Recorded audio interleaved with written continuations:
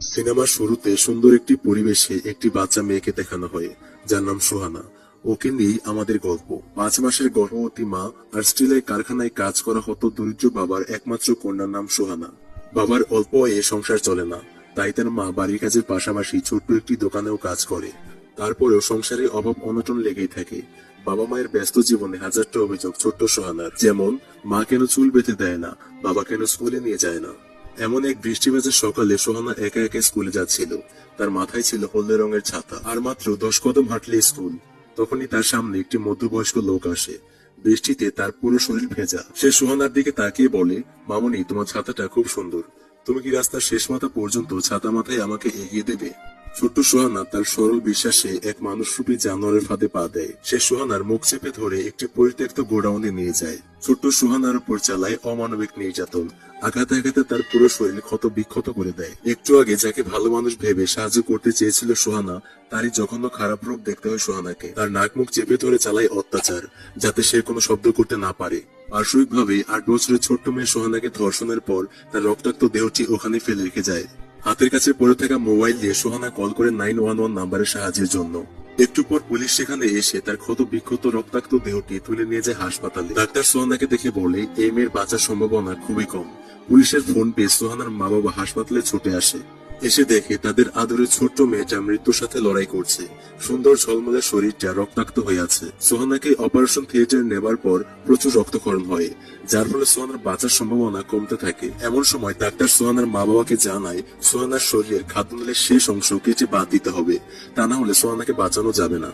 অবশেষে সোহানার শরীরের খাদ্যনালীর শেষ অংশ কেটে বাদ দেওয়া হয়। কৃত্রিম এক পাইপ তৈরি করে ব্যাগ ঝুলিয়ে দেওয়া হয় পেটের এক পাশ দিয়ে। সারা জীবন বিকলাঙ্গ এই শরীর নিয়ে বেঁচে থাকতে হবে সোহানাকে। এই দুঃসহ অনুভূতি সোহানার মা বাবার জীবন বিপর্যস্ত করে দেয়। নির্মমতার চূড়ান্তে পৌঁছে যায় যখন সোহানার জ্ঞান ফেরে। মিডিয়া, পুলিশ, সাংবাদিক হাসপাতাল ভর্তি হয়ে যায়। তারা সোহানার জবানবন্দি চায়, জানতে চায় সেই ভয়াবহ সময়ের কথা। অসহায় সোহানাকে আইসিইউর বেডে কাতরাতে কাতরাতে জবানবন্দি দিতে হয়। মুখ খুলে বলতে হয় সেই জঘন্য অতীতের কথা। সন্তানের ভবিষ্যৎ আর মানসিক অবস্থার কথা চিন্তা করে তার বাবা মা কখনো চায়নি এই ঘটনা পৃথিবীর কেউ জানুক। তো মিডিয়া আর সাংবাদিকের কারণে চাপা থাকেনি কিছুই। সোহানার এই বিধ্বস্ত সময়েও সাংবাদিকেরা ভিড় করেছে হাসপাতালে সোহানার স্টেটমেন্ট নেওয়ার জন্য। কঠিন এই নিষ্ঠুরতার হাত থেকে সন্তানকে বাঁচানোর জন্য সোহানার বাবা সোহানাকে কাঁধে নিয়ে ছুটতে থাকে বাইরের দিকে। নানা হ্যাচড়ার ফলে সোহানার শারীরিক অবস্থার আরো ক্ষতি হয়। সোহানার 5 মাসের গর্ভবতী মা এসব সহ্য করতে না পেরে নিজেই অসুস্থ হয়ে পড়েন।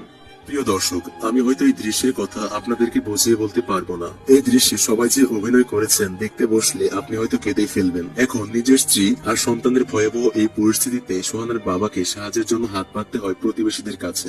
ডাক্তার নার্সদের অক্লান্ত পরিশ্রমে ধীরে ধীরে সুস্থ হতে থাকে সোহানা। শারীরিকভাবে সুস্থ হতে পারলেও সে মানসিকভাবে সুস্থ হতে পারে না। কারো সাথে কথা পর্যন্ত বলে না, যেন সে বোবা হয়ে গেছে। প্রচন্ড লজ্জা আর অভিমানে সে তার বাবার সামনে পর্যন্ত আসে না। তার বাবাও কি ওই মানুষরূপী জানোয়ারটার মতো? এই অস্পষ্ট থটের প্রশ্ন থেকে যায় সোহানার মনে। এমন সময় এগিয়ে আসেন চংজাংসু আর তার সামাজিক সংঘ, যারা যৌন নিপীড়িত শিশুদেরকে সাহায্য করে। চংজাংসুকেরই পরামর্শ মতে সোহানার প্রিয় কার্টুন চরিত্রের ড্রেস পরে তারা আনন্দের ব্যবস্থা করেন তার মা। সন্তানের মুখে এক চিরতে হাসি ফোটানোর জন্য টাকা দিয়ে ভাড়া করে আনা মোটা মোটা ড্রেস পরে নিচে গিয়ে আনন্দ দেন তার মা। সন্তানের মন ভালো করতে একটু তার পাশে থাকতে কার্টুনের ড্রেস চেয়ে নেন তার বাবা। সন্তান চাইলে কি আর প্রিয়জনের থেকে দূরে থাকতে পারে? বরং প্রতি রাতে কার্টুনের ড্রেস পরে ছদ্মবেশে সোহানার পাশে হাজির হন তার বাবা। স্কুলের মাঠে অথবা হাসপাতালের করিডোরে কার্টুনের ড্রেস পরে সোহানার বাবা সবসময় তার পাশে থাকে। সবার সহযোগিতায় ধীরে ধীরে সুস্থ হয়ে যায় সোহানা, কিন্তু শারীরিকভাবে সুস্থ হওয়ার পরেও সে বাড়ি যেতে চায় না। আর স্কুলের বন্ধুরা তার দিকে কিভাবে তাকাবে? সবাই যে তাকে ঘৃণার চোখে দেখবে, এই ধরনের লজ্জায় সোহানার ছোট্ট মনটাকে গ্রাস করে ফেলে। সেই পরিচিত স্কুলের রাস্তায় সে কি যেতে পারবে, যেখানে তার জীবনে সবচেয়ে ভয়াবহ ঘটনাটি ঘটেছিল? কিন্তু যে প্রতিবেশী মানুষগুলোর থেকে সোহানা আর সোহানার বাবা মুখ লুকাতে চেয়েছিল, সেই প্রতিবেশীরাই তাদের পাশে ছায়া হয়ে দাঁড়ায়। সোহানা বাড়ি ফিরে দেখতে পায় তার বাড়ি ফেরার খবরে অসংখ্য স্টিকার আর অনেকগুলো চিরকুটে ভরিয়ে দিয়েছে তার বন্ধুরা। সোহানার ঘর সুন্দর করে সাজিয়ে গুছিয়ে রেখেছে তার প্রতিবেশীরা। যে বন্ধু তার সাথে সারাক্ষণ ঝগড়া করতো, সেও কথা দেয় তারা দুজন সবসময় একসাথে স্কুলে যাবে, একসাথে বাড়ি ফিরবে, কখনো আলাদা হতে দিবে না। আসলে একটা মানুষ যখন অন্ধকারে পড়ে যায়, তখন আরেকজনের সাহায্যই পারে তাকে আলোর মুখ দেখাতে। অন্যদিকে দেখানো হয় সোহানার জবানবন্দিতে ধরা পড়ে সেই আসামি যে সোহানাকে ধর্ষণ করেছিল। তার বাসা থেকে তাকে আটক করা হয়। তার ফাইল ঘেঁটে দেখা হয় সে পূর্বের বহু বছর জেল খাটাতে আগে আসামি, এবং তার বাসার কাছে পাওয়া যায় সোহানাকে ধর্ষণের আলামত, যাতে সোহানার রক্তের দাগ লেগে আছে। কোর্টে জবানবন্দিতে সে পুরোপুরি ধর্ষণের কথা অস্বীকার করে। সে বলে, আমি তখন মাতাল ছিলাম, আমি সজ্ঞানে কোনো কিছু করিনি, কাজেই আমার কোনো কিছু মনেও নেই। কিন্তু সে মিথ্যা কথা বলছে। ধর্ষণের মতো জঘন্য অপরাধ সে পুরোপুরি সজ্ঞানে করেছে। কিডন্যাপের সময়কার কোনো সিসিটিভি ফুটেজ সে রাখেনি। ধর্ষণের সব আলামত সে পুরোপুরি গায়েব করে দিয়েছে। অদ্ভুত আইন ব্যবস্থার বিচারে সুহানার জবানবন্দির মূল্য কম, তাই তাকে আবারও কোর্টে ডাকা হয় জবানবন্দি নেওয়ার জন্য।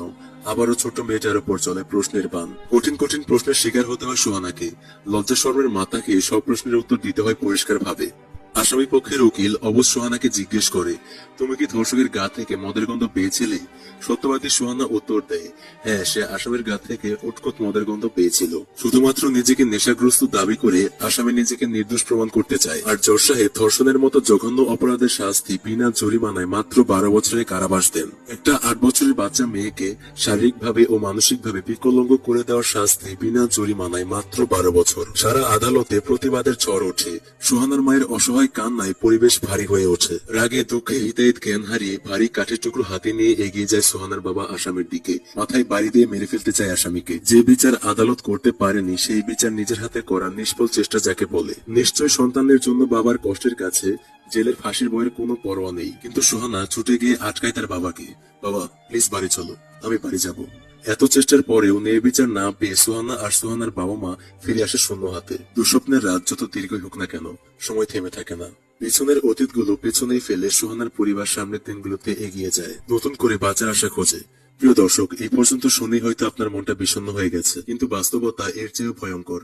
12 বছরের জেল পেরিয়ে এই আসামি মুক্তি পেয়েছে গত বছর, অর্থাৎ 2020 সালে। যে পৃথিবীতে 8 বছর বয়সে ধর্ষিত হওয়া সুহানা বেঁচে থাকার লড়াই করছে, এখন সেই পৃথিবীতে ধর্ষক মুক্ত বাতাসে ঘুরে বেড়াচ্ছে। অদ্ভুত বিচার ব্যবস্থায় এই বিচার কতটুকু যুক্তিযুক্ত, নাকি নারী হিসেবে পৃথিবীতে জন্ম নেওয়াই অপরাধ?